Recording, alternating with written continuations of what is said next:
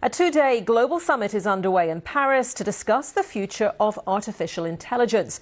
The AI Action Summit is billed as a discussion on how to balance the development of the technology with its impact on society and the environment. Among those attending are US Vice President J.D. Vance, who arrived at Orly Airport in the French capital with family members on board Air Force Two. The Indian Prime Minister Narendra Modi is also in Paris, as well as China's Vice Premier Ding Shuishi, as well as the bosses of Google and OpenAI. Our AI correspondent, Mark Chislak, reports.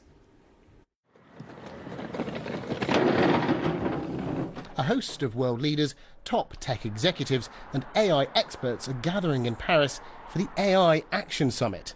Discussions on AI safety and regulation will likely take a back seat as event organisers say the summit will be more concerned with immediate issues, such as AI's effect on jobs and the environment, as well as AI's development for the betterment of humanity or the public good.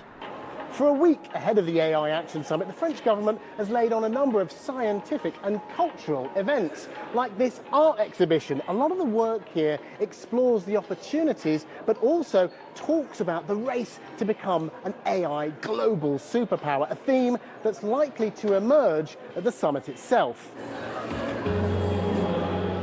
Against this background of global competition, what does the UK hope to get from the summit?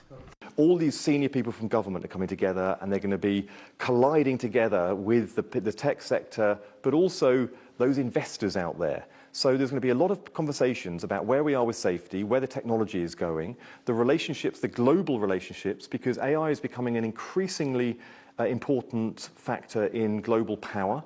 But my job is also to be going around to all of these people, telling them about the scale of British ambition, to talk about the investment opportunities that we have back there in Britain, and ensuring that everybody who comes here leaves knowing full well just what the potential of Britain is in the digital age. The summit's hosted by French President Emmanuel Macron. Congratulations, Mr. Vice President. In attendance will be US Vice President J.D. Vance and tech CEOs Sam Altman of OpenAI and Sir Demis Hassabis of Google DeepMind, as well as Chinese Vice Premier Jiang Guoqing and Indian Prime Minister Narendra Modi co-chairing the whole event. But as policymakers debate the future, a new disruptive Chinese AI model, DeepSeek, has shaken up the industry with its cheaper approach to developing the technology. Industry experts worry that competition between nations and tech companies could be to the detriment of developing this technology safely. The biggest challenge in Paris will likely be balancing this competition against the summit's ambition to support AI technology that benefits all humanity. Mark Chislak, BBC News. And let's join Mark live in Paris now. And Mark, just picking up on that point you made at the end of your report, there's a bit of an arms race, isn't there, frankly, in terms of AI development? So has the horse already bolted from the stable of regulation?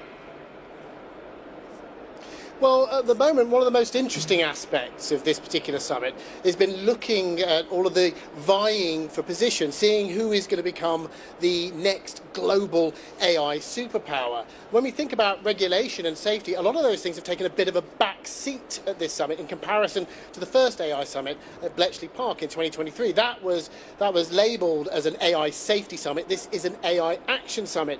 But most interestingly, a lot of the industry experts that I've spoken to, people at the very top of their game, quite a few of them have said that safety is still a massive concern. It's an issue that hasn't yet been fully resolved.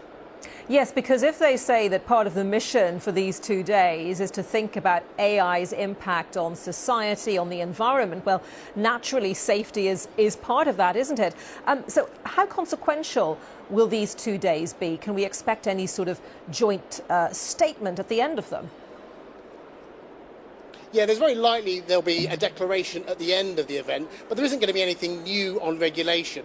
The most important thing about events like these is bringing together people from politics, bringing together people from technology, people that have the ability to change the dial, the decision makers, putting them all in the same space and letting them have a conversation about where this technology might go in the next few years, and more importantly, how it might benefit all of our lives.